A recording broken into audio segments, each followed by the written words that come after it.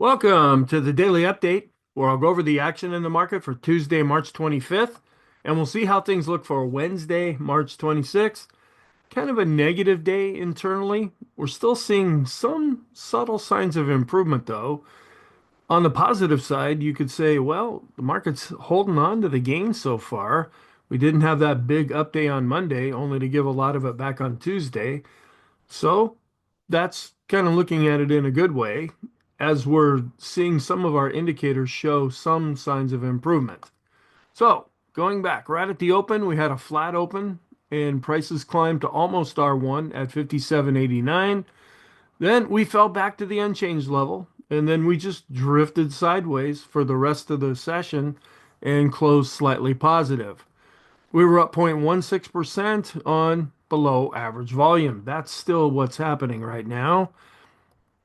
And it's strange, but we're positive in the short and long term. And I'm basing that around moving averages. We're above both of those, but we're still below the 50 and 100 period moving averages in the intermediate term. So we're negative there. Not a big change in interest rates. They came down a little bit. We'll be getting a big inflation report at the end of the week with the core PCE report coming out. And most of it's going on with what's going to happen with tariffs, what's going to happen with the economy, what's going to happen just off into the future. Now, the economic reports that we've been getting, they've been weaker than expected, but they're not falling apart. And we're going to be keeping an eye on employment, which will be coming out on Thursday with the weekly jobless claims and continuing claims. But that's kind of the real area to watch. We're also keeping an eye on housing. Housing didn't do so well in Tuesday's session. They're concerned that prices are so high that most people can't afford them, and interest rates are up, even though we saw a pickup in mortgages recently because of the drop in interest rates, at least on a short-term basis. So folks have a lot to contend with right now and trying to adjust to things and where we go forward from here. Okay, so some comments. There are concerns growing about a housing market slowdown. That's another thing to watch. If we run into more difficult times, we watch employment, we watch housing, we watch all kinds of things. But these are two areas that most people can really identify with is their job and where they live. Mega caps had a pretty good day. That's really what held the market together. The VIX is still under 20. If we stay under this and continue to look more positive, I'll probably drop this out of the comment. I usually don't talk about the VIX unless something weird is really happening, but we're at 17.15 now. A little bit longer with our short-term list. Now, I say OB here for overbought, but that could also mean good upward momentum. And that's kind of what we're seeing develop. And the StochRSI, it's been on this list a couple of days now. It jumped on here after last Friday. A new addition is the Williams R. That's also a very touchy short-term indicator. That's starting to show more positive momentum. We have the CCI 14 on here, but we don't have the CCI 20. That hasn't come. And the short-term stochastics are starting to look extreme, which also could suggest good short-term momentum. And we're still seeing a highly negative reading for the slope oscillator, but it's positive because it's turning up and coming back up above its moving average. We still have the CMB composite as well in the intermediate term, and we have this non-confirmed Hindenburg Omen. That'll last until the end of March. And if things end up not showing an additional spike for that chart, then it'll fall off the books. No change to the overall scenario with the Fed right now. They met last week.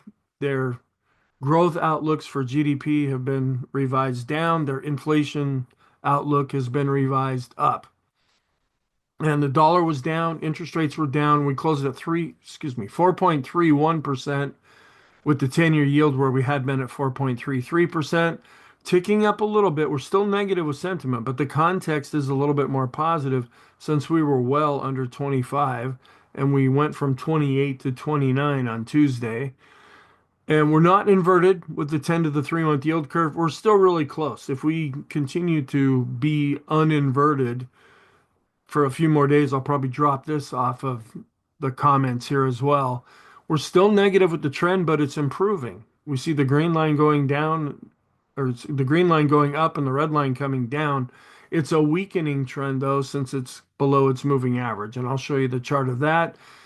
Bias is positive. It was virtually unchanged, but we're still kind of hanging on to the positive day that we had on Monday. And I'm still keeping momentum at mixed to positive there. So we got the FHFA Housing Price Index up 0.2%. Last time it was up 0.5%. And this is what's causing some concerns. Housing prices are going up. It's great if you own a house, but if you're trying to buy a house, it sometimes prices folks out of the market. Also, the Case-Shiller Home Price Index up 4.7%. They expected 4.6, up from 4.5 that we saw last time there.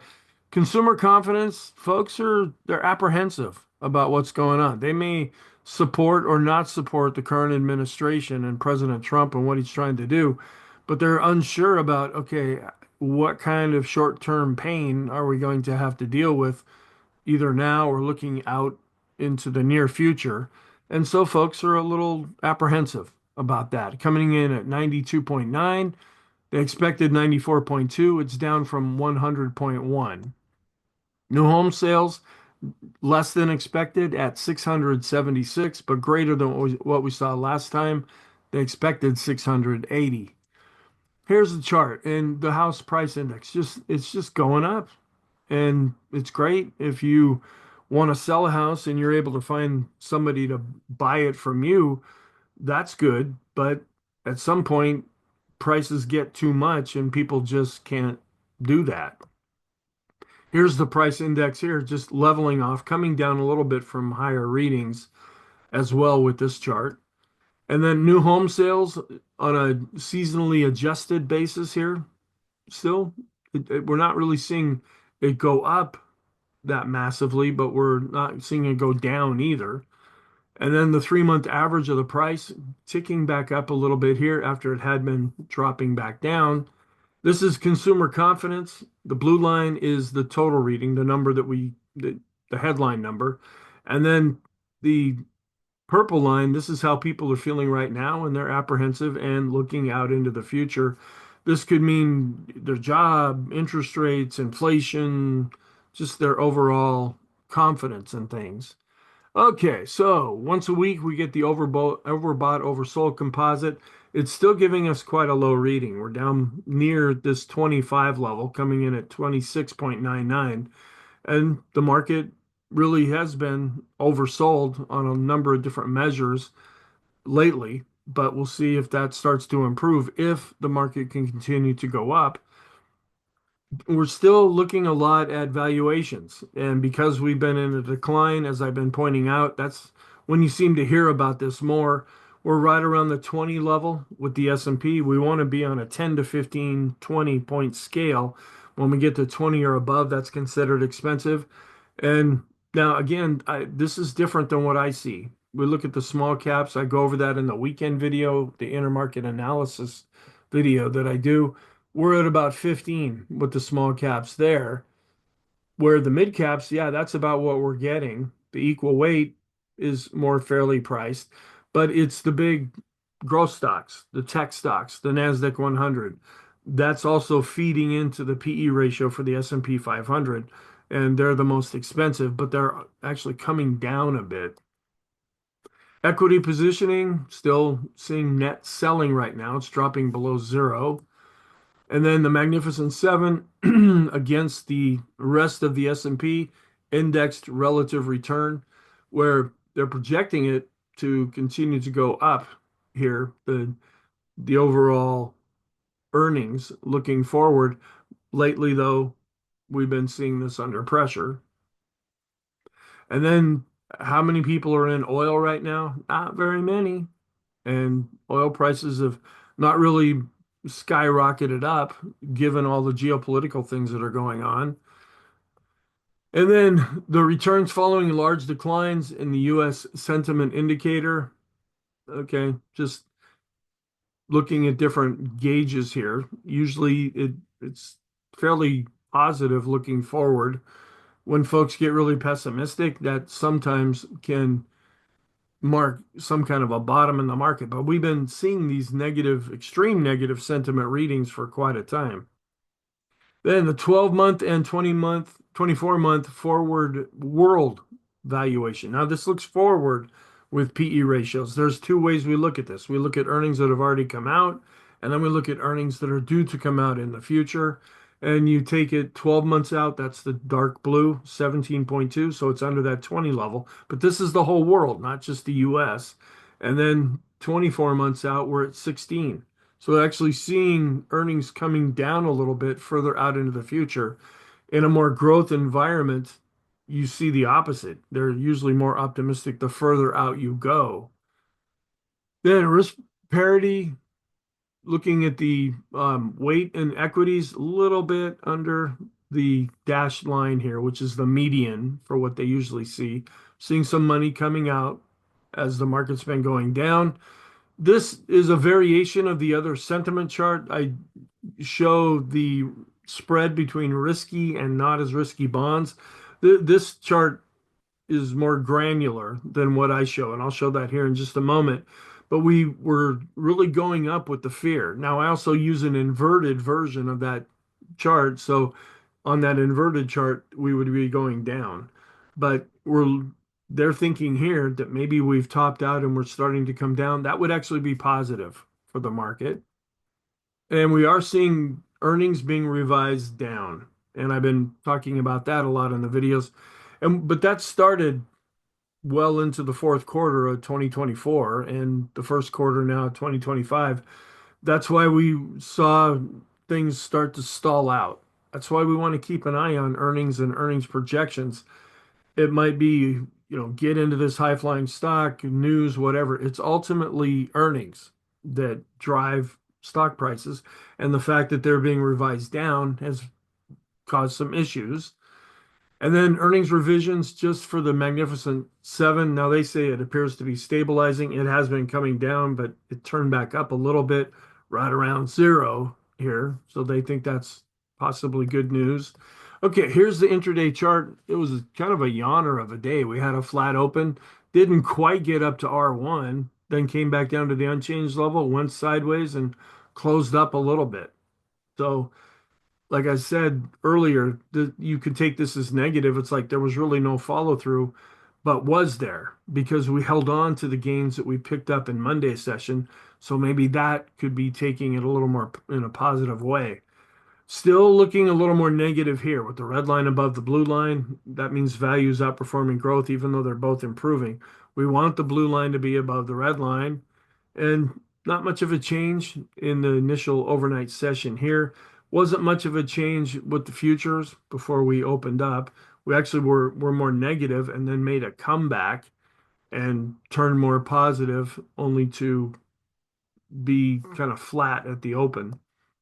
And seeing subtle improvements here with the growth to value ratio for the S&P, a little bit of upward move after we have been coming down since about the middle of February. So our end of day charts growth was up where value ended up being down. So that'll help things a little bit. And growth was down less for the mid caps and the small caps. So we're coming up a little bit here with the ratio above the 200-day moving average. Still in a longer term uptrend with the blue line above the red line. But we need to see more follow through with this. And also subtle improvements with the mid caps, but want to see more follow through and subtle improvements, but not even up to the 200-day moving average with the growth to value ratio for the S&P. And coming back up, getting to the kind of near the bottom part of the rainbow now with the growth to value ratio here, and a little bit of an improvement with discretionary to staples. So just not really massive changes, but subtle changes for right now that are turning things a bit more positive. And I haven't shown this in a while, the large cap growth ETF, because we fell under the 200-day moving average. Now we're coming back up, and this is acting as overhead resistance. It'll be more positive if we can get back above the 200-day moving average. And the trend is weakening because the ADX is now going down below its moving average. And you can see we might be getting ready for a cross here. Right now it's negative because the red line's above the green line. But if the green line crosses above, that would turn the trend positive. Seeing it really close to possibly happening here in the short term as well. But for right now, it's a weakening trend. And we're still below average with volume, as we see here, with the line being red. And sentiment coming down, some fears starting to come out of the market as the VIX has also been dropping. We're dropping down here below the moving averages, still getting a high reading, but much lower than when we were above 20, both with the line chart and then down here on the bar chart. And the VIX of the VIX ticked up just a little bit since we're a little more negative in Tuesday's session under the surface. The momentum of the VIX continues to be down. That's positive for stocks. And we went up with this fear gauge and we were down with this other fear gauge. Actually, we went up just a little bit, but it's really hard to see. So there is some confirmation there. And we saw a spike up here with the equity put call ratio. That's kind of interesting. I'm not sure how helpful this has really been to us lately. The daily chart, because it's so wacko from day to day, that's not really all that helpful.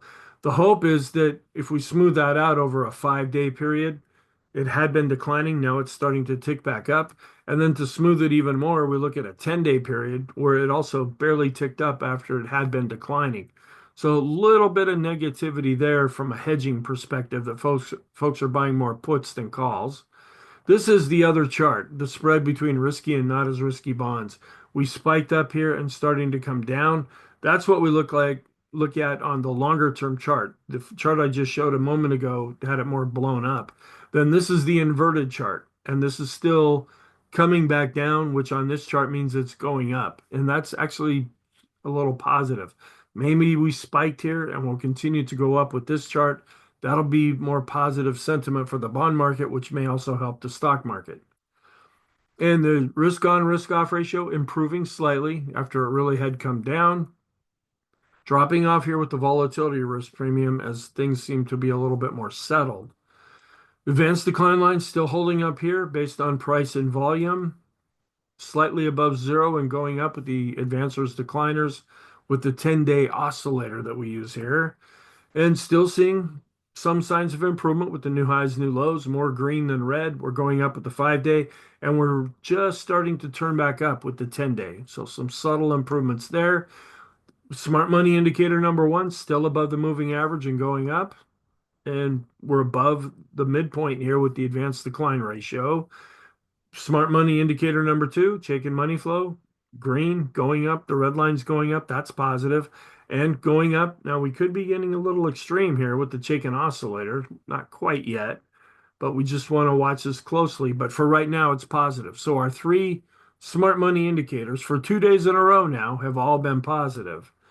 The vortex, still negative, but we see the red line coming down and the green line trying to go up. We're still above the moving average with the S&P with the advanced decline line here. Now, this is a different moving average than what I showed earlier. We're seeing things a little more negative with the NYSE common stock, mid caps, and small caps because they're all under their moving average and they did decline on Tuesday.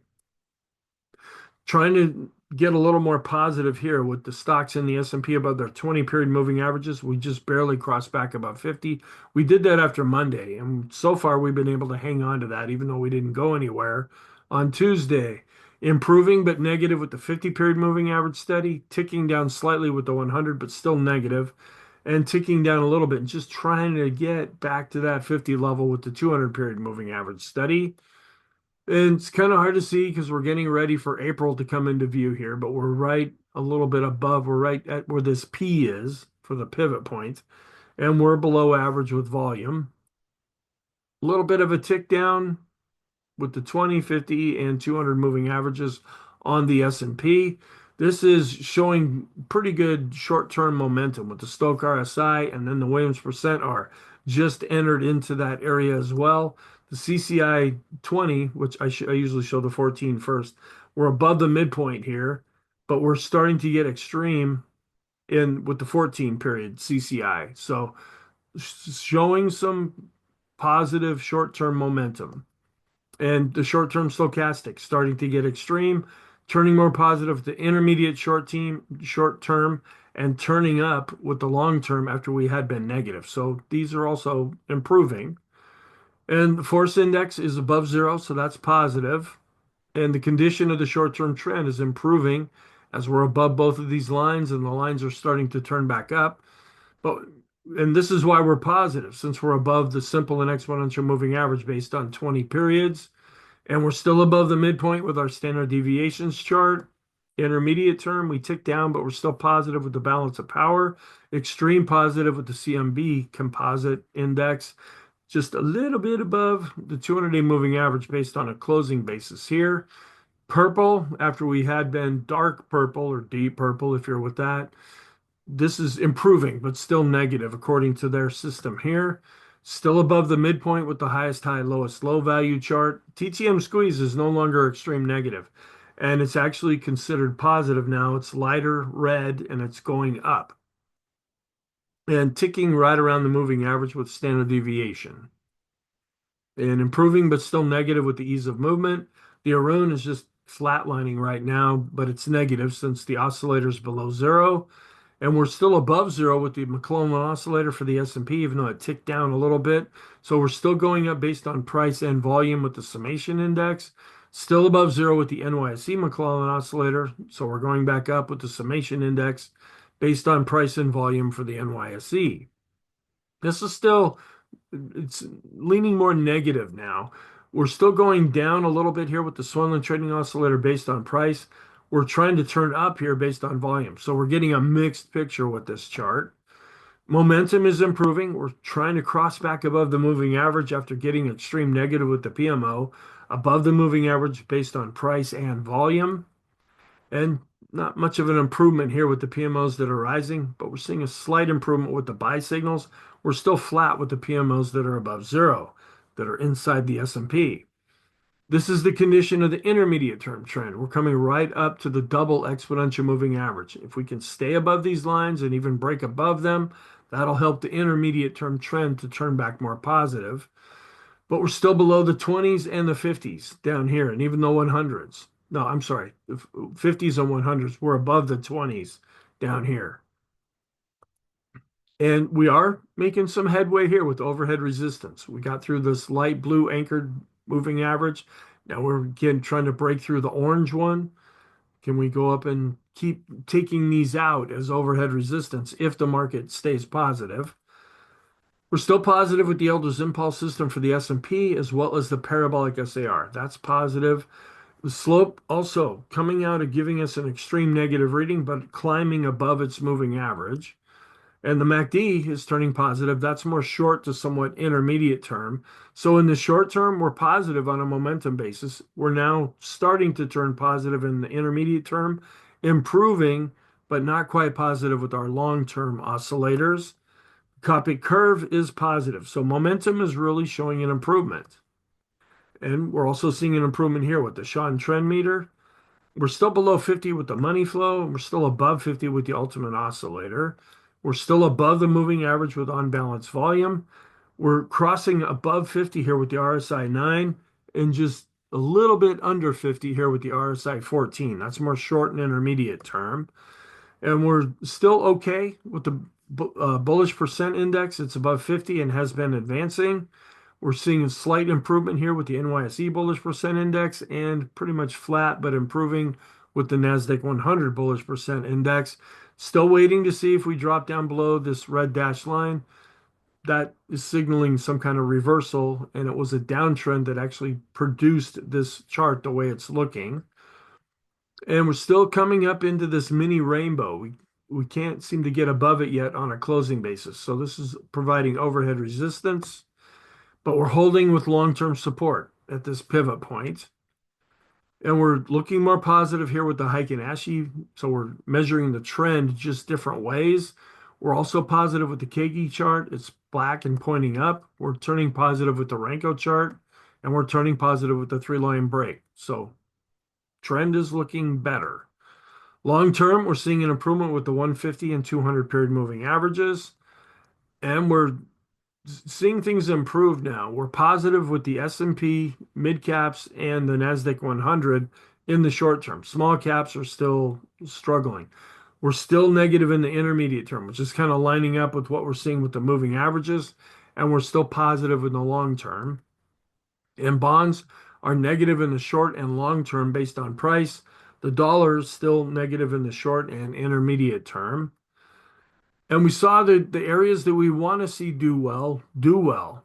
We had communication, discretionary, and then tech. They were positive, where some of the more defensive areas were negative, and it's good that the financials are coming back as well. Not much in the way of alerts. The Nasdaq got above 18.2, and then we had a utilities BPI cross back below 80. It had become rather extreme. Now it's starting to show some weakness, where we're seeing some strength building up with discretionary having a BPI cross above 50. And the Dow's still above its 200-day moving average, so that's positive. And we're positive with the diamonds, with the Elder's Impulse system. Still have some damage to do here to repair with the Nasdaq, but are we setting up some kind of a base? Are we going to be able to launch up out of that, or are we setting up a little plateau here and then we'll fall down from that? Seeing that same thing here with the Nasdaq 100.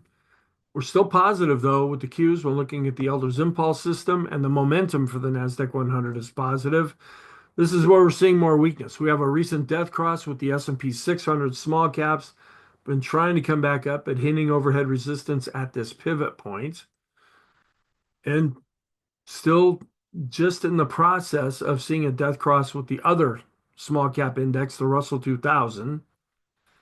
And still positive though with the small caps with the Elder's Impulse system, and trying to improve, but they were down in Tuesday's session, or the mid caps. But this is a better looking chart pattern than what we're seeing in other places. And we're positive with the Elder's Impulse system for the mid caps, still dealing with the 200-day moving average with the Wilshire 5000, and still just a little bit above to slightly at the 200-day moving average with the total US stock ETF. This is improving too. Staples to tech ratio is going down. That means staples are underperforming tech, and that would be more positive. And the financial sector coming up back to its 50-day moving average. So seeing some improvement there. A little bit above the 200-day moving average with the FANG index. Apple is trying to get back up to its 200-day moving average. We're breaking above the 200-day moving average with Amazon, and we are in a downtrend here with Microsoft, but it did improve a bit over 0.5%. Google trying to get back up to its 200-day moving average. Meta bouncing off of its 200-day moving average. Nvidia in a recent death cross here and still below both of the moving averages. And Tesla's coming back up to its 200-day moving average. Netflix bouncing up above its 50-day moving average. So probably one of the better looking charts right now.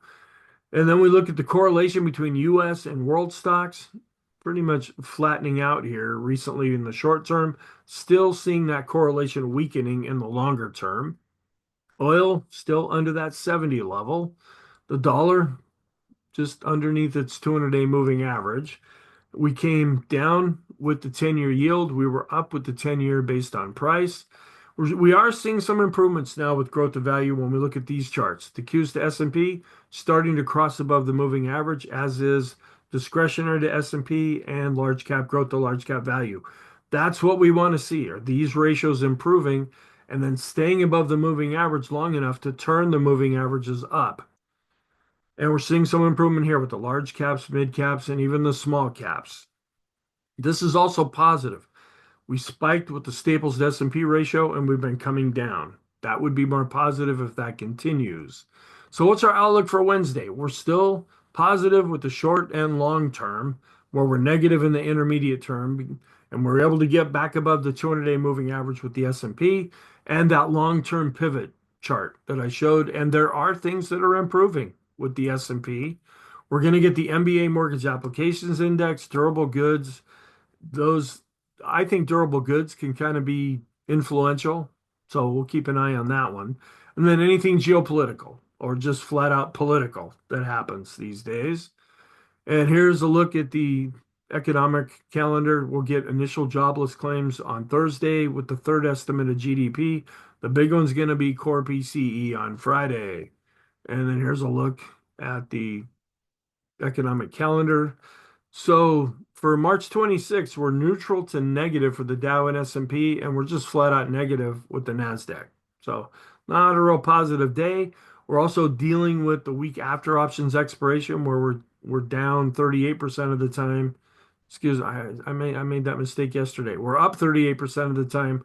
We're down 62% of the time. So it can be more negative week. This, though, is looking okay, at least for the next couple of days. Whether you look at the solid line or the dash lines, we do have some positive seasonality before a bit of a drop, but then we tend to end March a little bit better. And we're dealing with the second half of March, hoping that it'll be anything could be better than the first half of March.